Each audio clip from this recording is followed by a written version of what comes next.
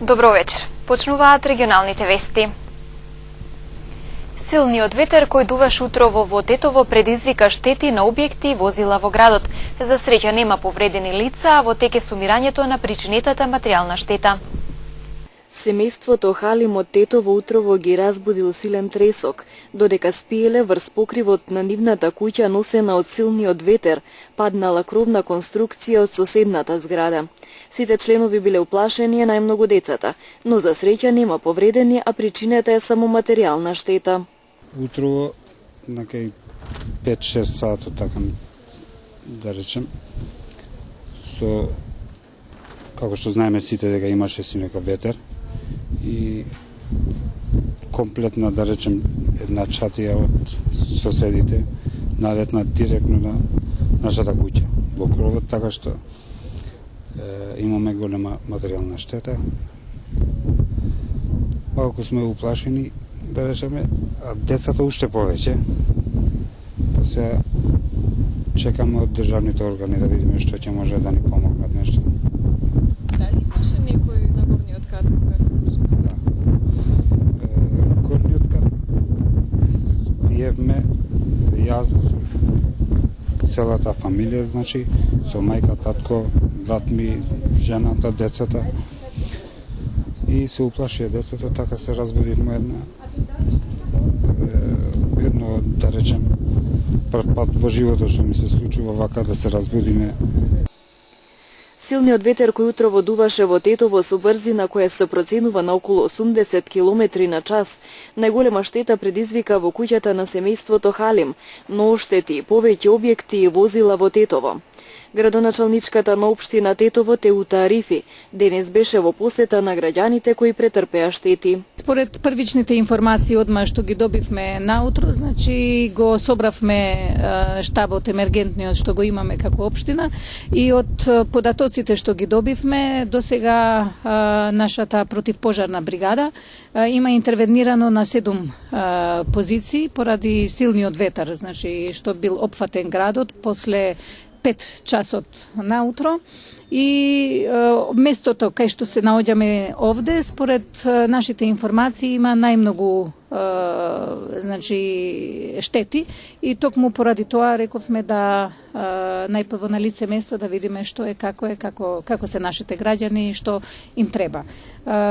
Апсолутно ги упативме сите граѓани, значи во нашата архива да направат барање за да може комисијата да излезе на увид, сада после преку нашиот совет да одлучиме да им доделиме еднократна помош, а исто така, значи со информација пак ќе се обратиме за штетите, значи до владата, за да доколку имаат тие некоја одлука, имајќи го предвид фактот дека се опфатени и други градови, значи со овој проблем, тогаш да бидеме спремни, значи за таа можност. Нормално ќе се обидеме максимално да им помогнеме на граѓаните, а исто така бараме да тие бидат внимателни, особено децата, да не бидат толку многу надвор денеска, имајќи го предвид фактот дека не се знае што све може да лете или да има други штети. Низ градот можат да се видат паднати дрвја и рекламни паноа, како последица на силата на ветрот што дуваше ноќеска. Екипите на територијалната противпожарна единица од Тетово денес имале 7 интервенции. Силниот ветер најмногу оштетил кровни конструкции, кои пак при падот предизвикале оштетување на повеќе возила. Многумина од страна на граѓаните ни пријавиле кај нас дека ето од страна на ветерот има кровни конструкции што паѓат доле и бараја голема помош од наша страна. Ние со нашите сили, значи со тој потенцијал што го поседуваме, со како пожарникари спасители, одма е излезено на секое пријавување, на секое место кај што сме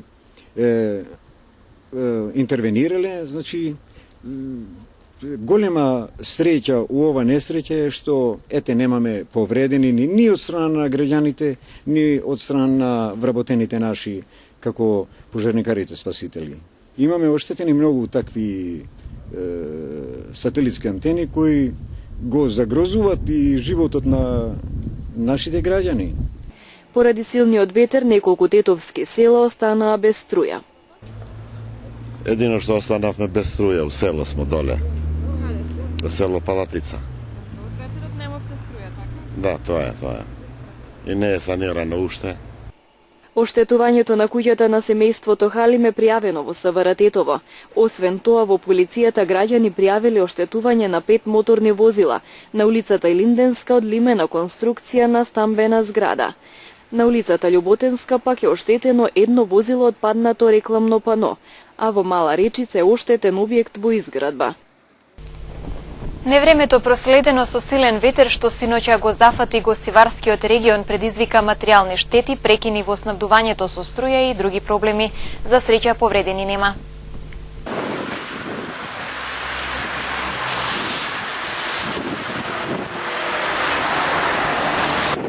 Оштетени кровови на куќи и возила, паднати тенди на објекти, скинати кабли, прекини во снабдувањето со електрична енергија.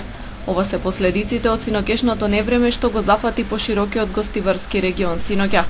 Невремето беше проследено со силен ветер кој во повисоките делови достигна и до 90 км на час и со повремени врнежи од дожд.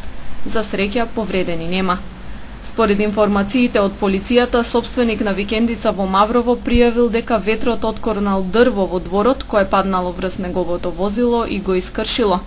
Оштетувања биле пријавени во близина на основното училиште Гоце Делчев во Гостивар, каде паднал дел од покрив од зграда.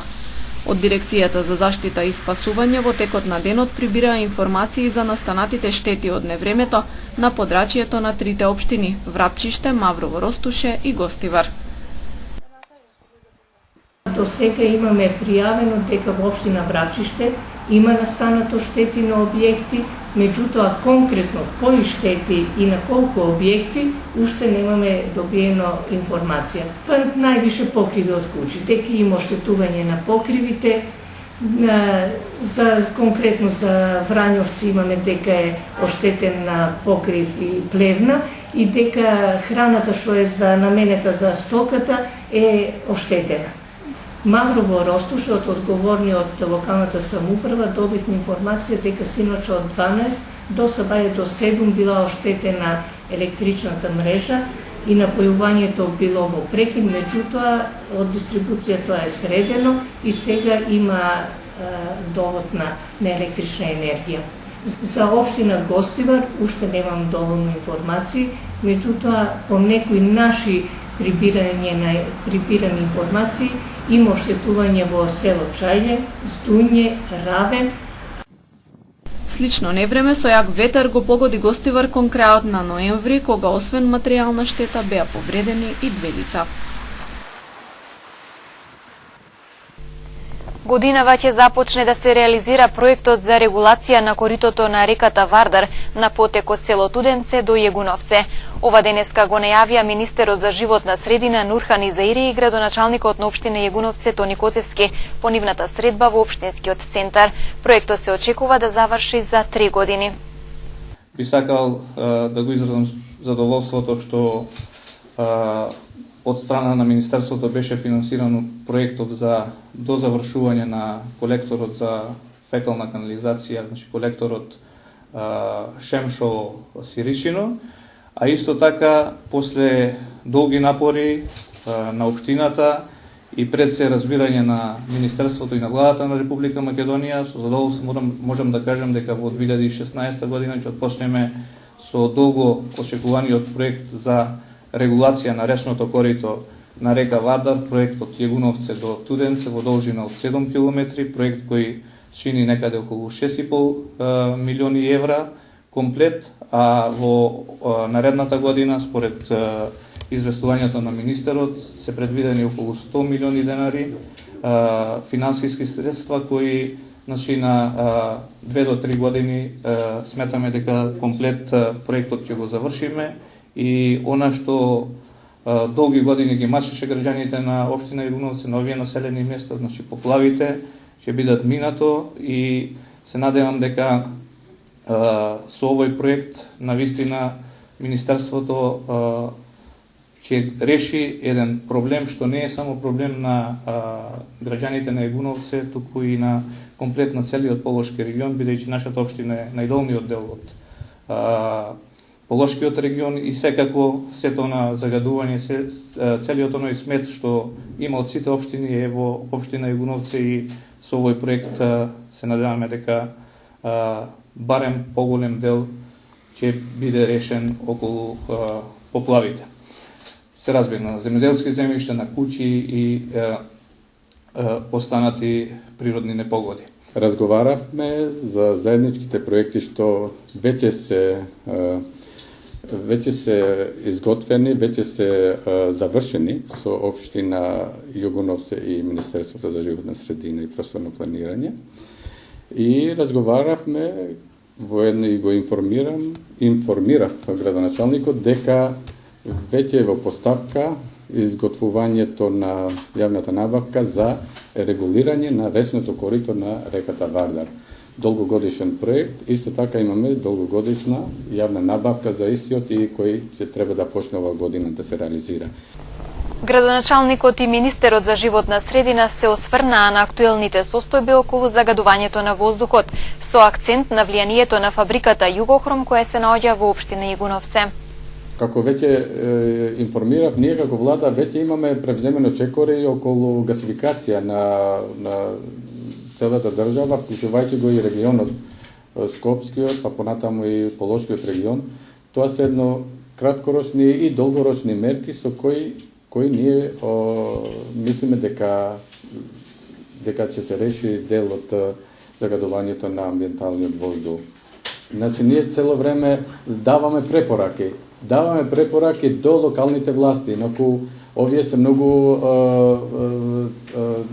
сензитивни прашања, со која една добра координација помеѓу локалната и централната власт е неопходна. Министерството за животна средина е министерство, имаме државен инспекторат за животна средина, па со сите закони, многу закони се децентрализирани и се во надлежност на локалните власти, така што секоја општина има еколошки инспектори.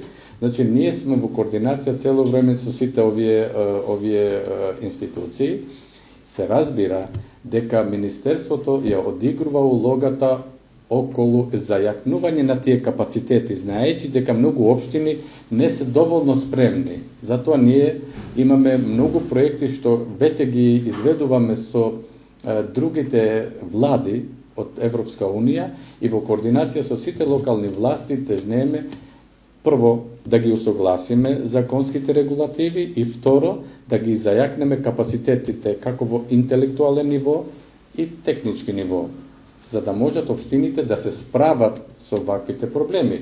Впрочем, ние бараме и ќе тежнеме заеднички да ги изготвиме и тие планови за подобрување на амбиенталниот воздух, што се во надлежност, според член 59 од Законот за амбиенталниот воздух, во надлежност на општините, меѓутоа, знаејќи ги нивните капацитети, ние заеднички со нив ќе се трудиме да ги решиме тие проблеми и се разбира со тие планови секоја општина ќе детектира кои се потенцијалните загадувачи на амбиенталниот воздух и исто така ќе се има предложено мерка од нивна страна во тие планови како ќе има излез од таа состојба. Се разбира, некои од тие мерки не можат општините, знаејќи ги нивните финансиски капацитети, да ги решават. Затоа е владата тука, затоа е координацијата помеѓу локалната и централната власт.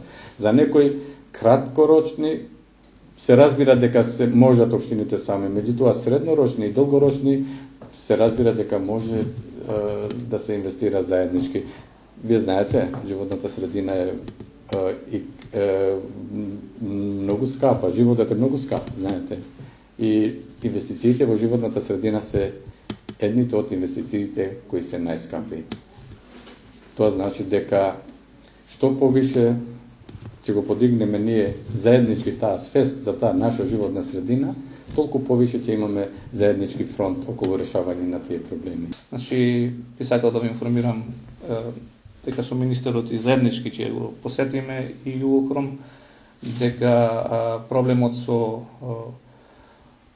еколошката интегрирана дозвола на Југокром е во тек, АУПОТ архитектонски урбанистички проект е поминат во органите на општина Јегуновце и предаден е на Министерството за животна средина и транспорт и врски, кој треба да даде одобрение за градба.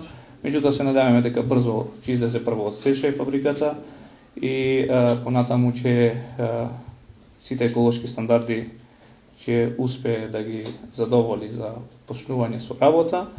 Меѓутоа проблемот со загадувањето со PM10 честички треба да го решаваме не само Министерството и вината да биде во Министерството и во владата, туку и во локалните самоуправи, во локалните субјекти, бидејќи таа градежна експанзија што воопшто постои во градовите и во општините треба плански да се решава, да не биде тоа само за добивање на комунали и поголеми финансиски средства за општините, и мислам дека со стручна анализа, со стручни експертизи ќе се установи што навистина е причина за загадувањето и систематски ќе работиме на ова поле заеднички. Ние како локална самоуправа секогаш ќе бидеме на располагање на владата, на Министерството за животна средина, да помогнеме со сите наши ресурси и со сето она што можеме да го направиме како локален субјект, и се надеваме дека овој процес на загадување во многу наши општини сепак не зависи само од мерките, туку и од самото глобално затоплување, од самата местоположба, посебно на поселието во општина Јегуновци или Тетово како полошка котлина, и нашето да го направиме, а тоа што останува од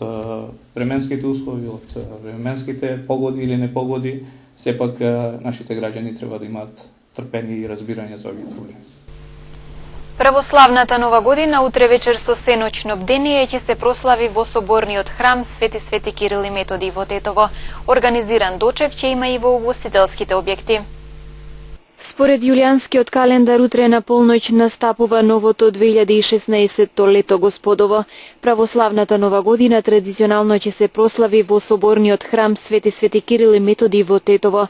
Со почеток во 21 часот ќе биде отслужено бдение, вечерна и утрена литургија заедно. На присутните верници ќе им бидат поделени пити со парички кои ќе ги одредат новите кумови за наредната година. На дочекот на православна нова година во соборниот храм ќе се служи топол чај и гријана ракија. Дочек на православна нова година утре вечер се организира и во угостителските објекти. Во ресторанот и базен Плаја Виста во Сиричино присутните гости ќе ги забавува Болеро Бент и Анита и Александар. За дочекот на православна нова година пак во манастирскиот ресторан во Лешок гостите ќе ги забавува група Индекси и Вики. Во сите ресторани традиционално за гостите ќе има и пита со паричка. Празникот Свети Василий Велики традиционално на 14-ти ќе биде одбележан и во тетовското село Копанце. Прославата започнува во 8:30 часот со традиционалните обичаи. Младите жители на Копанце со маски на лицата редом ги посетуваа сите домови во селото, пеејќи василичарски и изворни песни, каде што на вратите ги пречекуваат домаќините со ракија, наздравувајќи за празникот и ги даруваат со прехранбени производи за здравје и благосостојба во новата година. Истиот ден во 18 часот во црквата Свети Никола ќе се служи света богослужба, пошто ќе следува братско-сестринска трпезена љубовта и избор на кумови за следната година. Празникот Василица кај народот е познат по обичајот да се подготвува пита со паричка. Се верува дека оној кој ќе ја најде паричката во својот дел ќе го следи среќа целата година.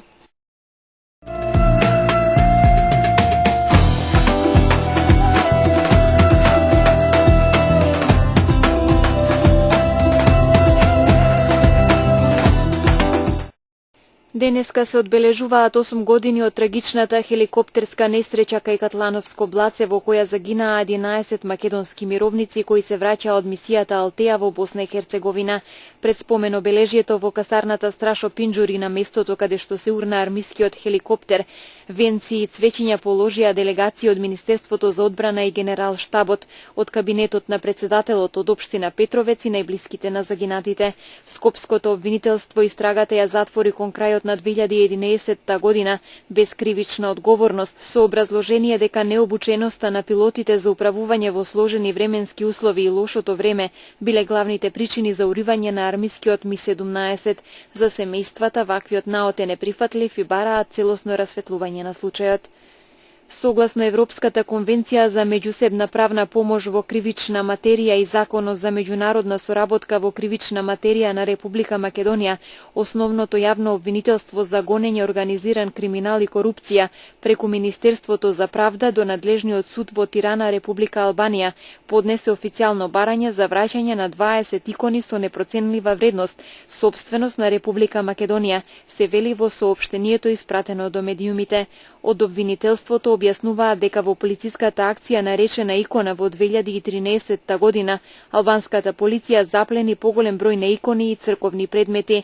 Во декември истата година на средбата помеѓу албанската и македонската полиција беше споделена информација дека 20 од запленетите икони не потекнуваат од Република Албанија и дека постои можност тие да се одземени од цркви и манастири лоцирани во западниот дел на Република Македонија, со оглед на тоа што членовите на криминалистичката група вршеле криминални активности на територијата и на нашата држава.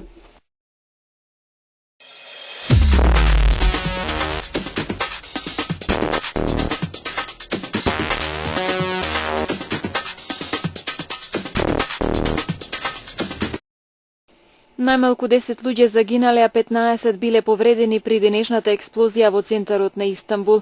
Експлозијата се случила во туристички атрактивниот историски дел од градот, каде што се наоѓаат Топкапи, Аја Софија и Истината џамија.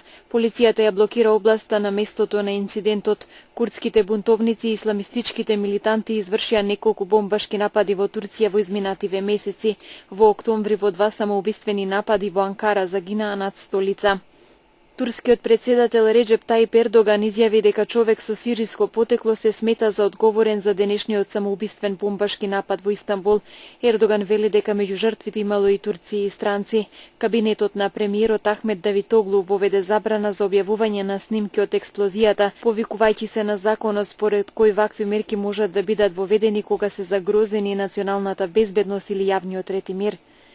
Германската полиција соопшти дека уапсила 211 поддржувачи на екстремната десница кои почнаа да дивеат за време на вчерашниот антимиграцијски протест во Лајпциг, на кој присуствуваа илјадници луѓе. Групата палела автомобили, кршела излози и оштетувала имот, додека се одржувал мирен антимигрантски протест во организација на движењето Пегида. Полицијата соопшти дека уапсените имаа досие дека се симпатизери на крајната десница и членови на насилни навивачки организации. Автобусот пак во кој полицијата ги качила уапсените бил нападнат од левичарските активисти. Во Германија има огромно незадоволство од масовните напади вржени во Келн за време на новогодишната ноќ за кои се обвинуваат мигранти.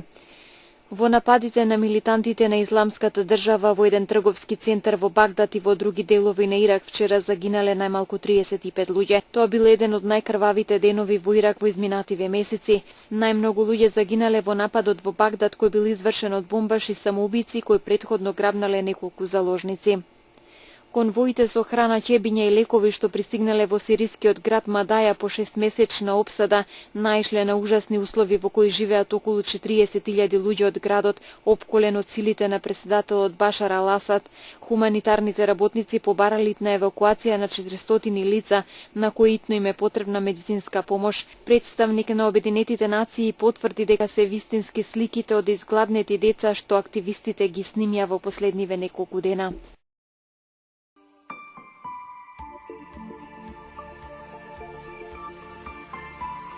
Денес имавме променливо облачно време со умерен до засилен ветер од западен и југозападен правец. Утринската температура се движеше од 0 до 4 степени, а дневната од 10 до 14 степени.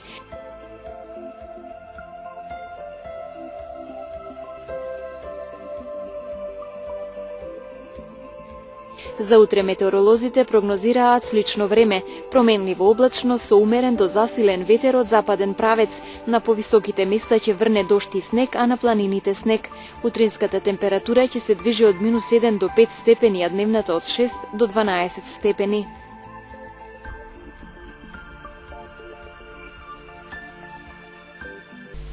Ви благодарам за вниманието. Останете со програмите на радио и телевизија КИС и имајте пријатна вечер.